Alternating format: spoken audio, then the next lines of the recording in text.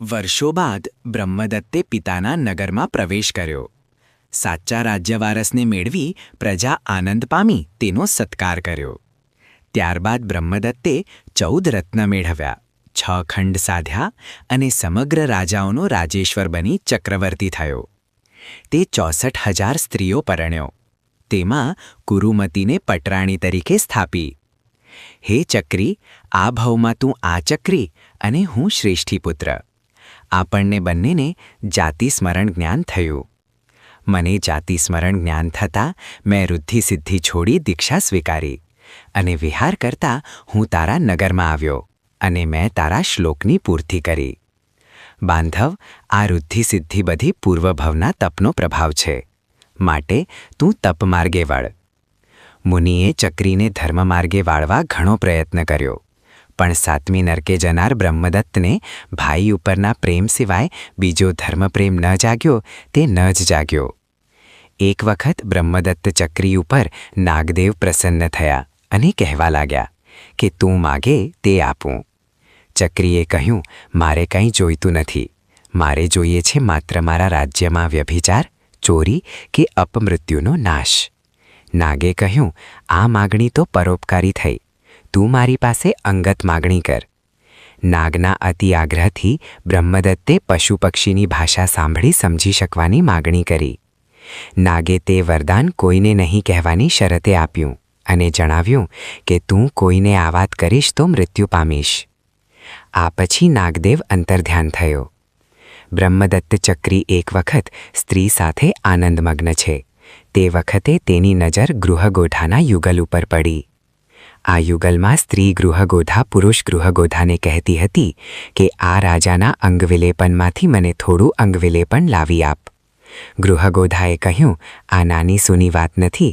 તે લેવા જતાં જીવ જોખમમાં પડે, તેનો તને ખ્યાલ છે કે નહીં?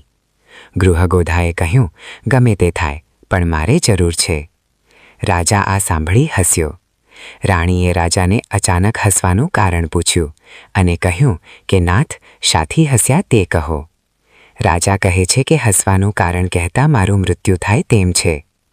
રાણી કહે કે ભલે થાય, પણ મને તમે શાથી હસ્યા તે કહેવું પડશે. મૃત્યુ થશે તો આપણે સાથે મરીશું અને પરભવમાં સાથે જન્મીશું. રાજા કહે, ગાંડી ન થા, કહેવામાં કાંઈ સાર નથી. રાણી જીદે ચડી અને મરવા તૈયાર થઈ. સ્ત્રી પરવશ બ્રહ્મદત્ત ચક્રીએ નગર બહાર ચિત્તા રચાવી રાણી સાથે ત્યાં આવ્યા. નગરજનો અને પ્રધાનો આંસુ સાથે ઊભા રહ્યા. આ અરસામાં ચક્રીની કુળદેવીએ ગેંડા-ગેંડીનું રૂપ કર્યું અને ગેંડાએ ગેંડીને કહ્યું, આ સામા પડેલા જવના ઢગલામાંથી એક પૂણો મને લાવી આપ. ગેંડાએ કહ્યું, ચક્રીના અશ્વ માટેનો એ પૂણો છે, તે લેવા જતાં મારું મૃત્યુ થાય. ગેંડી કહે, જો તે નહીં લાવો તો હું મૃત્યુ પામીશ. ગેંડાએ જવાબ આપ્યો કે કાલે મૃત્યુ પામતી હોય તો આજે પામ. તું મરીશ તો હું બીજી લાવીશ. હું કંઈ બ્રહ્મદત્ત જેવો મૂર્ખ નથી કે જેને 64,000 સ્ત્રીઓ હોવા છતાં એક સ્ત્રીની હઠ ખાતર મરવા તૈયાર થયો છે. ગેંડા ગેંડીની ભાષા સમજી ચક્રીનું ભાન ઠેકાણે આવ્યું અને તે પોતાના આવાસે પાછો ફર્યો. પ્રજા આનંદ પામી અને કહેવા લાગી કે સ્ત્રીના હઠાગ્રહને વશ થનાર પુરુષ નાશ પામે છે.